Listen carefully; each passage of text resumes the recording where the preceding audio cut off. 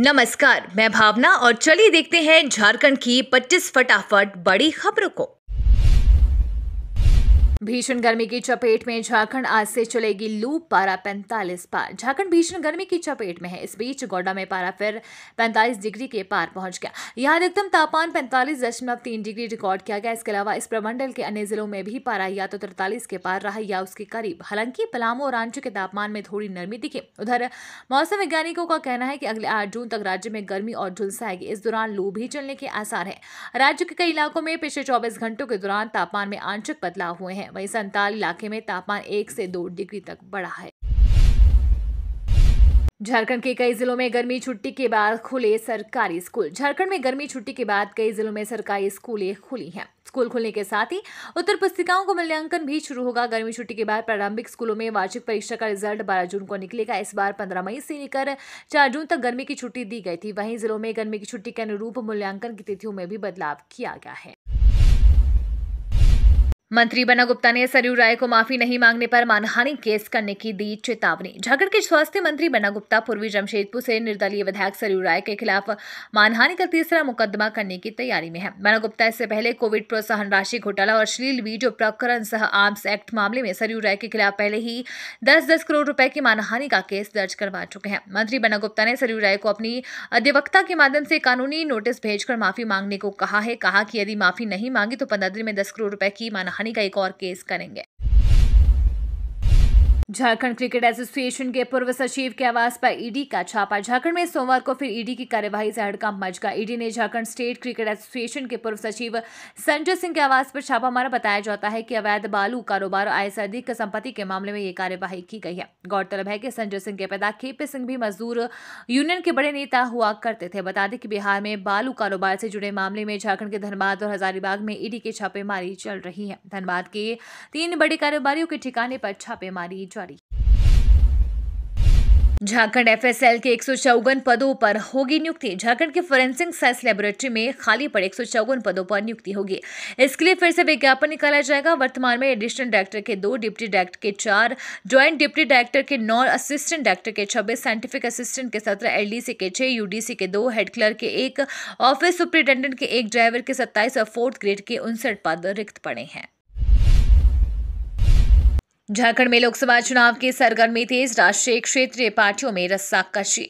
झारखंड में लोकसभा चुनाव की सरगर्मियां तेज हो गई है। राष्ट्रीय और क्षेत्रीय पार्टियां लोकसभा चुनाव 2024 को लेकर रेस में हो गई है। राष्ट्रीय पार्टी के केंद्रीय नेताओं का झारखंड दौरा तेज हो गया है। पिछले महीने आरजेडी और जेडीयू के नेताओं ने भी प्रदेश का दौरा किया और प्रदेश स्तरीय शीर्ष नेतृत्व से मुलाकात की। बीजेपी की बात करें तो कुछ महीने केंद्रीय गृह मंत्री अमित शाह यहां आए थे। हालिया राष्ट्रपति दौरे के समय कृषि मंत्री अर्जुन मेघवाल और अर्जुन मुंडा आए। अर्जुन मुंडा अक्सर क्षेत्र का दौरा करते हैं। झारखंड प्रदेश प्रभारी अविनाश पांडे भी बीच बीच में आते हैं। सभी तैयारियों का जायजा ले रहे हैं।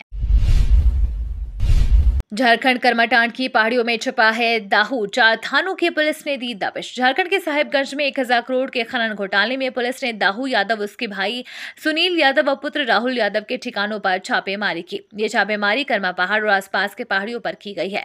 छापेमारी में 4 थानों की पुलिस शामिल की थी। गौरतलब है साहिबगंज में हुए अवैध खनन और मनी लॉन्ड्रिंग के आरोपियों में से एक दाहू यादव ईडी का मोस्ट वांटेड है। 18 जुलाई 2022 को पूछताछ के लिए हाजिर होने के बाद से ही वो गायब है।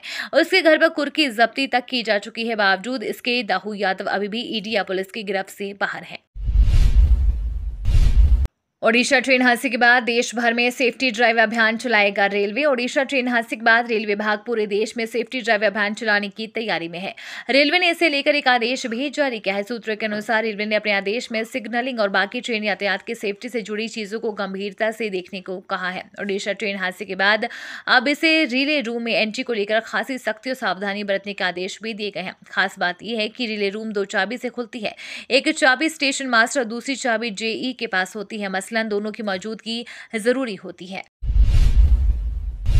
धरने पर बैठे पहलवान रेलवे की ड्यूटी पर लौटे, बोले जारी रहेगा संघर्ष। पहलवान साक्षी मलिक, विनेश फोगाट और बजरंग पूनिया रेलवे की ड्यूटी पर लौट रहे हैं। हालांकि उन्होंने कहा कि उनका संघर्ष जारी रहेगा। साक्षी ने ट्वीट किया, यह खबर बिल्कुल गलत है। इंसाफ की लड़ाई में ना हम पीछे हटे हैं और ना ही पीछे हटेंगे। सत्याग्रह के साथ साथ रेलवे में अपनी जिम्मेदारी निभा रही हूँ। इंसाफ मिलने तक हमारी लड़ाई जारी है। कृपया कोई गलत खबर ना चलाई जाए।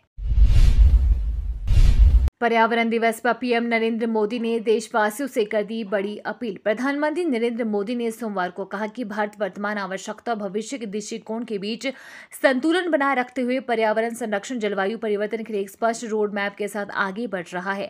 विश्व पर्यावरण दिवस के अवसर पर उन्होंने कहा कि भारत अगर अपने 4G और 5G दूरसंचार नेटवर्क का विस्तार किया है तो उसने अपने वन क्षेत्र को भी समान स्तर पर बढ़ाया है।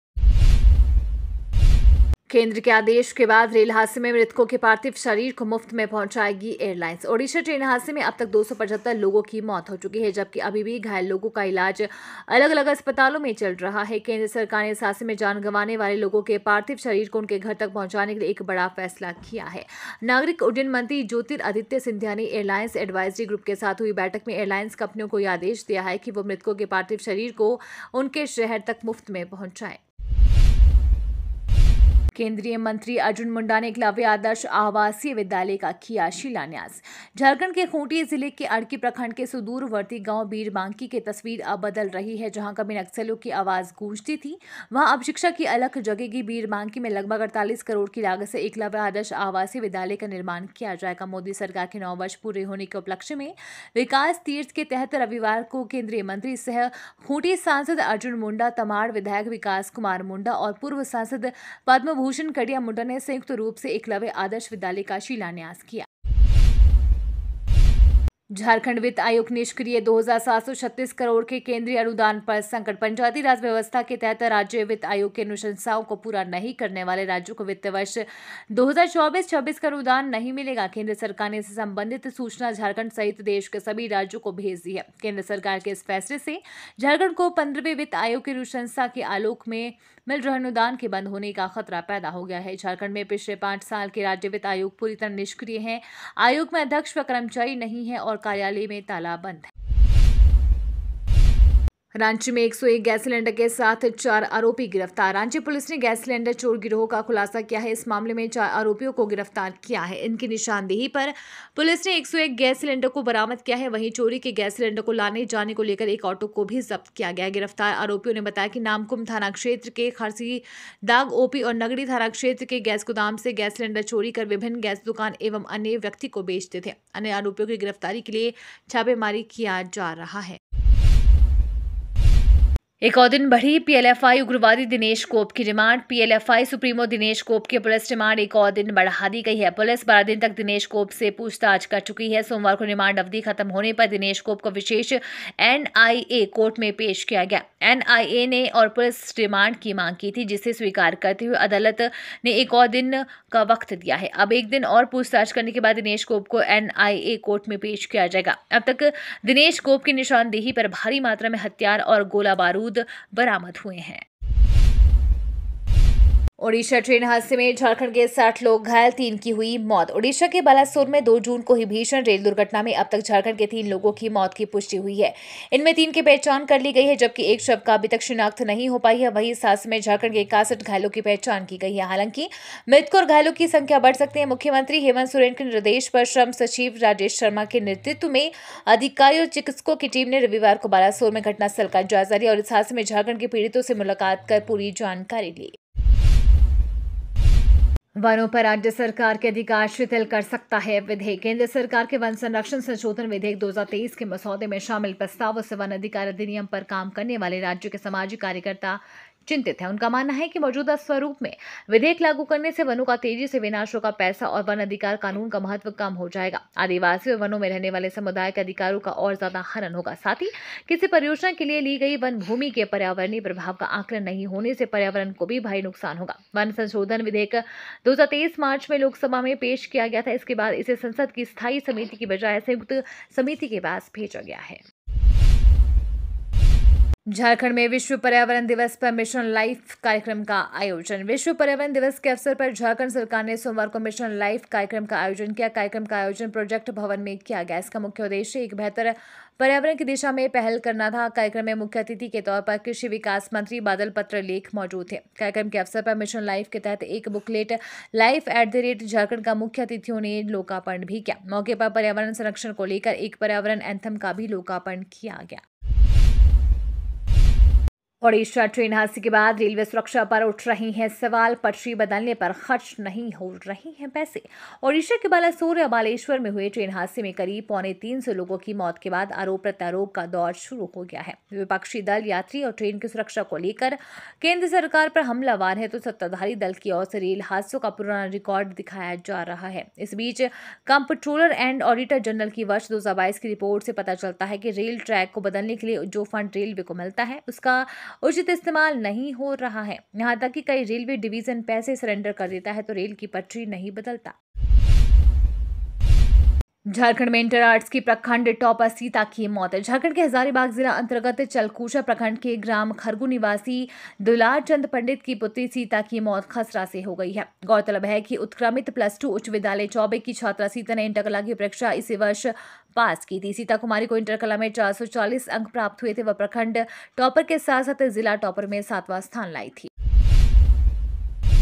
तेजस्वी डेवलपर्स से मांगी गई 1 करोड़ की रंगदारी। तेजस्वी डेवलपर्स के निदेशक मुन्ना कुमार से 1 करोड़ की रंगदारी मांगी गई है। इसको लेकर लालपुर थाना में प्राथमिकी दर्ज कराई गई है। दर्ज प्राथमिकी के अनुसार ईस्टर्न मॉल के 7वें तल्ले पर स्थित मुन्ना कुमार के ऑफिस में 5 लोग आए और कहा कि अगर तेजस्वी रेसिडेंसी को विकसित करना है तो 1 करोड़ की रंगदारी देनी होगी। नीतीश कुमार की विपक्षी एकता मुहिम को फिर लगा झटका। देश भर में होने वाले आम चुनाव से पहले विपक्षी दलों को एक करने की कवायद जितनी तेजी से शुरू होती है उसी स्पीड से हर कोशिश दरकती भी चली जाती है। इसका अंदाजा इस बात से लगता है कि पटना में इस महीने 12 तारीख को होने वाली विपक्षी दलों की बैठक टल गई है, यानी कि नीतीश कुमार की अगुवाई में होने वाली ये बैठक अब नहीं हो रही है। इसके साथ ही ये बैठक आगे किस तारीख को होगी इसे लेकर भी कोई अपडेट सामने नहीं आया है। बिहार में निर्माणाधीन पुल गिरा, कंस्ट्रक्शन कंपनी का एक कर्मी लापता। बिहार के भागलपुर जिले में गंगा नदी पर निर्माणाधीन पुल ढह गया। खगड़िया अगुवानी सुल्तानगंज के बीच गंगा नदी पर निर्माणाधीन पुल के धराशायी होने के बाद सिंगला कंस्ट्रक्शन के कर्मी विभास यादव लापता बताए जा रहे हैं, जिसको लेकर प्रशासनिक स्तर पर SDRF की टीम के द्वारा खोजबीन की जा रही है। वहीं पुल के धराशायी होने के बाद स्थानीय लोग काफी आक्रोशित हैं और सीधे तौर पर पुल निर्माण निगम के अधिकारियों पर अनियमितता के आरोप लग एक दिन में लगाए 10,000 पौधे, दिसंबर तक 50,000 लगेंगे। पर्यावरण दिवस के मौके पर झारखंड बिजली वितरण निगम लिमिटेड की ओर से पूरे झारखंड में 10,000 पौधे लगाए गए। बिजली विभाग के लिए ये रिकॉर्ड है जब एक साथ एक दिन में इतने पौधे लगाए गए। विभाग ने दिसंबर तक 50,000 पौधे लगाने का लक्ष्य रखा है। ऊर्जा निगम के निदेशक मनीष कुमार, GM रांची प्रभात कुमार और अन्य अधिकारी व कर्मियों ने रांची में सभी विभागीय कार्यालयों में एक एक पौधा लगाया। मनीष कुमार ने बताया कि निगम हर कार्यालय परिसर में ऊर्जा पार्क बनाना चाहता है। गैंगस्टर मुख्तार अंसारी को अवधेश राय हत्याकांड में मिली उम्र कैद की सजा। माफिया मुख्तार अंसारी को अवधेश राय हत्याकांड मामले में वाराणसी की MP MLA कोर्ट ने दोषी करार दिया है। कोर्ट ने मुख्तार अंसारी को उम्र कैद की सजा सुनाई है। साथ ही कोर्ट ने उन पर 1 लाख रुपए जुर्माना भी लगाया है। 3 अगस्त 1991 को कांग्रेस नेता और पूर्व विधायक अजय राय के भाई अवधेश राय की वाराणसी में अजय राय के घर के बाहर गोली मारकर हत्या कर दी गई थी। मुख्तार अंसारी ने जब वारदात को अंजाम दिया था उस दौरान वह विधायक नहीं। ये तो थी आज की बड़ी खबरें। अपने गांव या शहर की न्यूज देखने के लिए हमें कमेंट्स में जरूर बताएं कि आप न्यूज को कहां से देख रहे हैं।